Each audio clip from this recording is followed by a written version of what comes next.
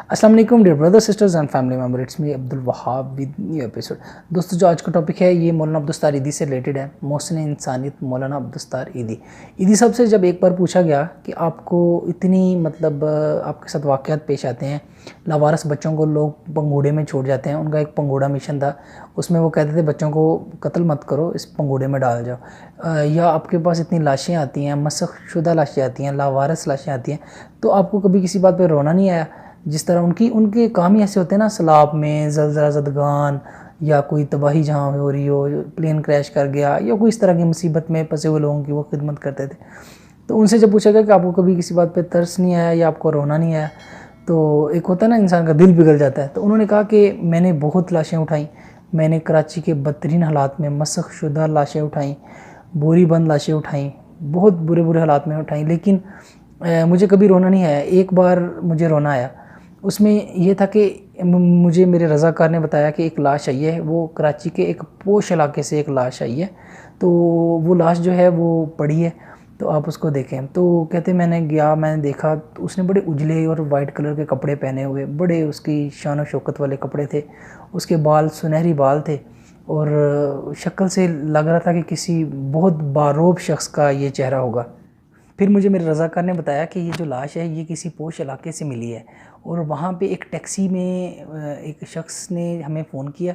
वो टैक्सी में खड़ा था, टैक्सी तैयार थी बिल्कुल निकलने के लिए, हमारा इंतज़ार कर रहे थे। तो उन्होंने कहा कि ये लाश है, इसको आप उठा के ले जाएं, और उन्होंने मुझे एक लिफाफा दिया, उसमें कुछ पैसे थे। उन्होंने कहा इसको अच्छी तरह से आप गुस्ल दे के इसको दफना देना। और बाद में उसने बताया कि ये मेरा बाप है।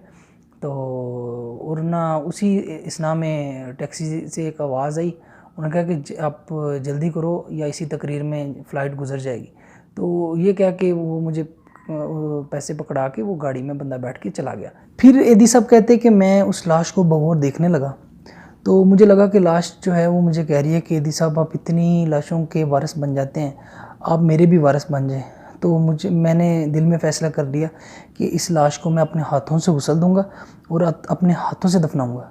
फिर जो ही मैं गुस्ल देने लगा, उसके उजले हुए जिस्म को देख के मुझे एहसास हुआ कि ये शख्स अपनी ज़ाती ज़िंदगी में कितना पुरवकार और हसास होगा, और इसने अपनी औलाद को कितने नाज़ो नाम में पाला होगा, और उसकी औलाद के पास इतना भी टाइम नहीं है कि उसका जनाजा पढ़ सके, और उनको ये एहसास है कि उनकी फ़्लाइट ना गुजर जाए। यही सोचकर कहते मैं रो पड़ा, और ये बात करते हुए उन्होंने अपने कंधे पे रखा हुआ रुमाल उठाया और अपने आंसू साफ़ किए, और उन्होंने कहा कि काश हम अपनी औलाद की तरबियत इस तरह से करें कि उन्हें हकूक़ुल्लाह और हकूक़ुल इबाद का ख्याल हो, और उन्हें इस दुनिया के पीछे भागना ना पड़े, और उन्हें एक एहसास भी हो दिल में। तो कल मैंने फैसल ईदी को भी इसी तरह देखा कि अपने बाप के, जो उनके वालिद साहब ईदी साहब जो हैं, जो मोहब्बत लोगों के लिए उनके दिल में थी, वही फैसल ईदी के दिल में भी मैंने देखी। ईदी साहब जब प्लेन क्रैश हुआ, तब उनका जो रोल था वो किस तरह से कोरोना में रिकवर होने के बाद किस तरह से काम कर रहे थे, और कल एक कश्ती से गिरे और वहाँ से उसको रेस्क्यू किया गया, और गहरा पानी था। तो एक दफ़ा मेरे साथ ऐसा हुआ कि मैं जब कराची में था 3-4 महीने के लिए, तब ईदी साहब हयात थे, तो मज़ार कायद के सामने बैठते थे, उनकी चंदा मुहिम चल रही थी कुछ दिनों के लिए। तो 2 रज़ाकार उनके साथ थे, ज़मीन पे उन्होंने कपड़ा बिछाया हुआ था, और उन्होंने मलेशिया कलर का सूट पहना हुआ था, सर पे टोपी थी।